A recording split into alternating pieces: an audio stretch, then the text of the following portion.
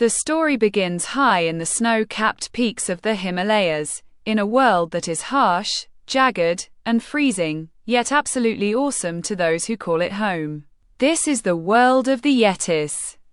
Massive furry creatures who live in a village carved into the ice and rock, a place where everything is built on a foundation of stones. Not just any stones, but ancient stones etched with laws that govern every aspect of Yeti life. These stones are the bedrock of their society, interpreted and enforced by the Stonekeeper, a respected figure who ensures that everyone follows the rules and maintains order. The stones tell them everything they need to know, from how the world was created, when they all fell from the butt of the great sky yak, to how their world is an island that floats on a sea of endless clouds, resting on the backs of the great mountain mammoths. They believe they must feed ice to the mammoths so they don't overheat, because if they did, they would die and they would all fall into the great nothing.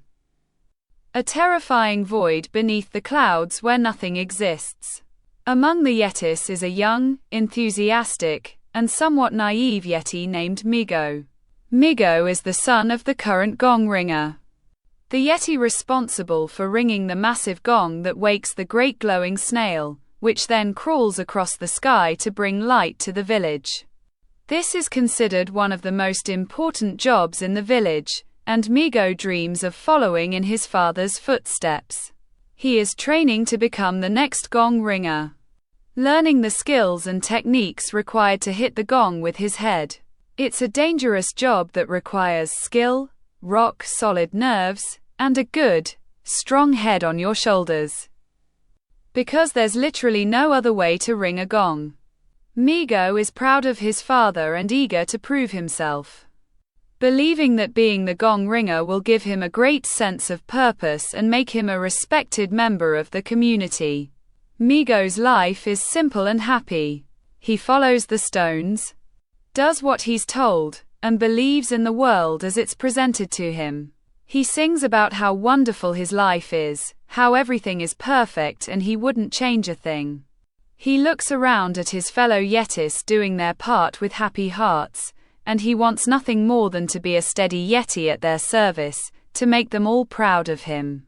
But Migo's world is about to be turned upside down in a way he never could have imagined.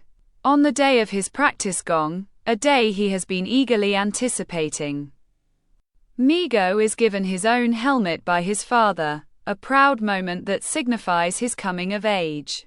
He prepares to launch himself at the gong, his heart filled with excitement. But as he leaps, he is distracted by a strange object falling from the sky. It's a shiny, flying thing that scoops him up and carries him away. When he finally lands, he comes face to face with a creature he has never seen before, a creature with a small foot. He screams, and the creature screams back. Migo is terrified, but he is also curious. He has just seen a smallfoot, a creature that, according to the stones, does not exist.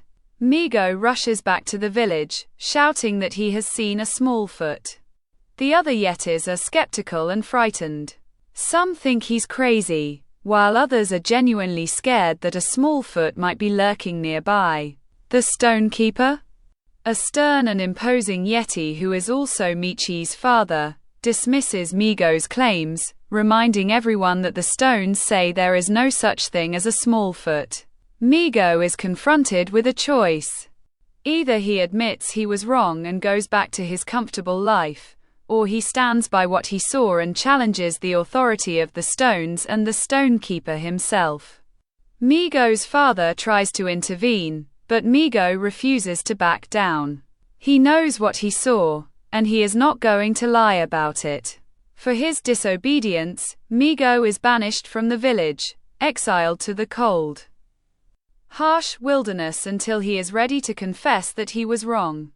Alone and banished, Migo wanders the frozen landscape, questioning everything he thought he knew. He is eventually found by a group of yetis who call themselves the Smallfoot Evidentiary Society, or SES for short. These yetis, led by the Stonekeeper's own daughter, Meechee, have dedicated their lives to finding proof that smallfoots exist. They believe that the stones are not infallible and that there is more to the world than what they have been told. Meechee is a curious and brave Yeti who has been searching for the truth her entire life, and she is thrilled to meet someone who has actually seen a smallfoot. Meechee and her friends. The paranoid Gwangi, the odd Kolka, and the eccentric Fleam show Migo the evidence they have collected over the years: a tuft of fur, a horn, a scroll of invisible wisdom, and a mysterious artifact that turns out to be a trigger. They explain that they have been searching the mountain for years, looking for any sign of the smallfoot. Migo, initially skeptical of their methods, begins to realize that they might be right. He recalls that the smallfoot came from below the clouds, which means that there is something down there, something that the stones say is nothing. Migo decides to venture below the clouds to find proof. With the help of the SES, he is lowered down the mountain, but the rope isn't long enough, and he falls the rest of the way. He lands in a forest, a world of green and life that he never knew existed. He is amazed by the trees, the animals, and the warmth.